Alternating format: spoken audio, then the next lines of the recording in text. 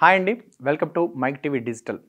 So ఎవరైతే competitive exams సంబంధించి groups కానీ సివిల్స్ కానీ ఇతర పోటీ పరీక్షలకు ప్రిపేర్ అవుతున్నారో వాళ్ళకు జాగ్రఫీ సంబంధించినటువంటి టాపిక్స్ ఉంటూ ఉంటాయి కదా, దానికి సంబంధించి ఒక్కసారి చూద్దాం. మహాసముద్రాలకు సంబంధించి ఇక్కడ మనకు ఇవ్వడం జరిగింది, అదొక్కసారి తెలుసుకుందాం. టీఎస్పీఎస్సికి ఏవైతే గ్రూప్స్ పరీక్షలు ఉన్నాయో జాగ్రఫీ ఇది చాలా ఉపయోగపడుతుంది. సో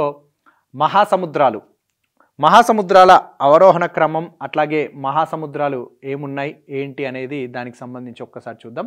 సముద్ర శాస్త్రాన్ని ఆంగ్లంలో ఓషనోగ్రఫీ అని పిలుస్తాం. అయితే ఓషనోగ్రఫీ అనే పదం ఒకనోస్ గ్రాఫియా అనే గ్రీకు పదం నుంచి ఇది రావడం జరిగింది. గ్రీకు భాషలో ఒకనోస్ అంటే సముద్రం అని అర్థం, ఇక గ్రాఫియా అంటే వర్ణన అని అర్థం. అయితే ఓషనోగ్రఫీ అంటే సముద్ర వర్ణన అని అర్థం అన్నట్టు. సో భూగోళం మొత్తం విస్తీర్ణంలో 71% జలమయమై ఉంది, అంటే సముద్రం అన్నట్టు. ఈ జలభాగంలో ఉన్న ముఖ్యమైన 5 మహాసముద్రాలు పసిఫిక్ మహాసముద్రం, అట్లాగే అట్లాంటిక్ మహాసముద్రం, హిందూ మహాసముద్రం, ఆర్కిటిక్ మహాసముద్రం, అంటార్కిటిక్ మహాసముద్రం. ఈ సముద్రాలు ఉత్తరార్ధగోళంలో కంటే దక్షిణార్ధగోళంలోనే ఎక్కువ ప్రాంతాన్ని ఆక్రమించి ఉన్నాయి. సో ఈ విశాల జలభాగానికి సంబంధించినటువంటి శీతోష్ణ స్థితి, క్షారత్వం, తరంగాలు, ప్రవాహాలు, పోటుపాట్లు మొదలైనటువంటి వాటి గురించి మనం తెలుసుకోవాల్సి ఉంది. అవి ఒక్కసారి వివరంగా తెలుసుకుందాం. సో మహాసముద్రాలు, ఓషియన్స్, వీటికి సంబంధించి ఖండ తీరాల వెంబడి విస్తరించి ఉన్నటువంటి విశాలమైనటువంటి లోతైన ఉప్పునీటి జలభాగాలను మహాసముద్రాలని మనం పిలుస్తాం. అయితే భూ ఉపరితలంలో ఉన్నటువంటి మొత్తం జలభాగంలో 97% ఉప్పునీటి స్వభావాన్ని అట్లాగే మిగిలిన 3% మంచినీటి స్వభావాన్ని కలిగి ఉంటాయి ఇవి. అయితే ఈ 3% మంచినీటిలో 2% మంచు రూపంలో, మిగిలిన 1% వచ్చేసి మనకి జీవులకు వినియోగపడే విధంగా ఉంటాయి అన్నట్టు. ఇక ఉత్తరార్ధగోళంలో జలభాగం 61% ఉండగా దక్షిణార్ధగోళంలో జలభాగం వచ్చేసి 81% ఉంది. వాస్తవానికి భూమి మీద ఉన్నటువంటి ఉప్పునీటి జలభాగాన్ని 4 మహాసముద్రాలుగా విభజించారు. అవొకసారి కానీ భౌగోళిక పరంగా 5 మహాసముద్రాలుగా వర్గీకరించారు. వీటిలో అంటార్కిటికా దక్షిణ మహాసముద్రం అనేది ఒక భౌగోళిక ఊహ మాత్రమే అన్నట్టు. సముద్రాల సరాసరి లోతు 3800 మీటర్లు లేదా 3.8 కిలోమీటర్లు. ఖండతీరపు వాలు సగటు లోతు 2500 మీటర్లు లేదా 2.5 కిలోమీటర్ల. సముద్రాల జలాల ఉపరితలాలను కొలవడానికి ఉపయోగించే ప్రమాణం నాటికల్ మైల్. అయితే ఒక నాటికల్ మైలు = 1.8 కిలోమీటర్లు. సముద్ర లోతు కొలవడానికి ఉపయోగించే ప్రమాణం పాతం. ఒక పాతం = 1.8 మీటర్లు. సముద్రాల లోతు కొలవడానికి ఉపయోగించే పరికరం వచ్చేసి పాతోమీటర్. సముద్రాల మధ్య వేగాన్ని కొలవడానికి ఉపయోగించే ప్రమాణం నాట్. సమాన సముద్ర లోతు గల ప్రాంతాలను కలుపుతూ గీసిన రేఖలు ఐసోబాత్లు అన్నట్టు. సో ఇక మహాసముద్రాల అవరోహణ క్రమం ఒక్కసారి చూస్తే పసిఫిక్ మహాసముద్రం, అట్లాంటిక్ మహాసముద్రం, హిందూ మహాసముద్రం, అంటార్కిటికా మహాసముద్రం, అట్లాగే ఆర్కిటిక్ మహాసముద్రం. వీటి గురించి ఒక్కసారి వివరంగా చూద్దాం. పసిఫిక్ మహాసముద్రం, పసిఫిక్ ఓషియన్. మాజిలాన్ అనే వ్యక్తి ఈ మహాసముద్రాన్ని కనుగొని పేరు పెట్టడం జరిగింది. సముద్రాలలో ప్రపంచంలోకెల్లా అతిపెద్దది ఇది, అతి లోతైనది కూడా. దీని వైశాల్యం వచ్చేసి 1,55,55,700. సో ఇది ఇంత చదరపు కిలోమీటర్ల. CIA వరల్డ్ ఫ్యాక్ట్ బుక్ ప్రకారం ఈ మహాసముద్రం మొత్తం భూభాగంలో ఉందన్నట్టు. 28% భూభాగంలో ఇది ఆక్రమించి ఉంది. సో భూమిపై ఉన్న మొత్తం భూభాగ విస్తీర్ణానికి సమాన పరిమాణంలో ఇది ఉంది. ఆసియా ఖండానికి, దక్షిణ సహాసముద్రానికి, పశ్చిమార్ధగోళంలోని ఆస్ట్రేలియా ఖండానికి మధ్యలో పసిఫిక్ మహాసముద్రం ఉందన్నట్టు. సో ఈ మహాసముద్రం త్రిభుజాకారంలో ఉంటుంది. దీనిలో ఎక్కువ అగాధాలు అంటే సుమారు 32 ఉన్నాయన్నట్టు. దీనిని ప్రశాంత మహాసముద్రం అని కూడా అంటారు. రింగ్ ఆఫ్ ఫైర్ అని కూడా దీన్ని పిలుస్తారు. ఇక ఈ మహాసముద్రపు ఖండతీరపు అంచుపైన ఇండోనేషియా, జపాన్, ఫిలిప్పీన్స్ దేశాలు ఉన్నాయి. ఈ సముద్రాన్ని పసిఫిక్ అగ్నివలయం అని కూడా పిలుస్తారు. ఈ మహాసముద్రంలో ప్రపంచంలోకెల్లా అత్యంత లోతైన అగాధం మెరియాన్ ట్రెంచ్ 11,033 మీటర్లు ఉంటుంది. ఇది మహాసముద్రంలోని ఫిలిప్పీన్స్ దీవుల సమీపంలో ఉంది. అగాధ సముద్ర మైదానం ఎక్కువగా ఉన్న మహాసముద్రం ఇదే అన్నట్టు. ఇది ఉత్తరార్ధగోళంలో ఆసియా, ఉత్తర అమెరికా ఖండాల మధ్యలో ఉంటుంది. ప్రపంచంలోనే అత్యధిక దీవులు ఉన్న మహాసముద్రం కూడా ఇదే. ఈ మహాసముద్రంలోనే అత్యధిక సునామీలు కూడా సంభవిస్తూ ఉంటాయి. మనం చాలాసార్లు వింటూ ఉంటాం, సముద్రంలో సునామీలు వచ్చినాయి అని చెప్తూ ఉంటాం కదా. సో దీని ద్వారా అన్నట్టు, ఇందులోనే అన్నట్టు. సో అట్లాంటిక్ మహాసముద్రంకి సంబంధించి ఒక్కసారి చూద్దాం. అట్లాంటిక్ ఓషియన్ ఇది ప్రపంచంలో రెండో పెద్ద మహాసముద్రం. పసిఫిక్ మహాసముద్రం గురించి తెలుసుకున్నాం కదా, అది మొదటిది. ఇది అట్లాంటిక్ మహాసముద్రం. ఇది ప్రపంచంలో రెండో అతిపెద్ద మహాసముద్రం.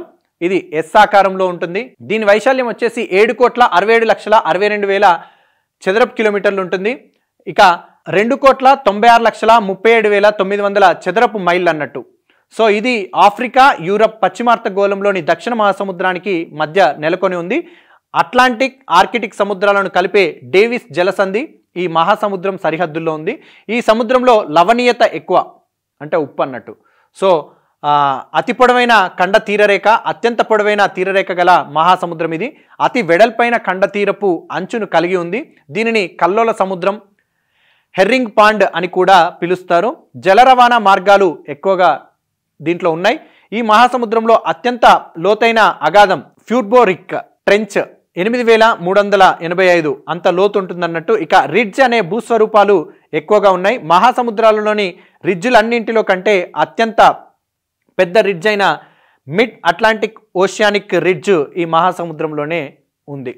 సో ఇది పసిఫిక్ అట్లాగే అట్లాంటిక్ మహాసముద్రంకి సంబంధించినటువంటి వివరాలు.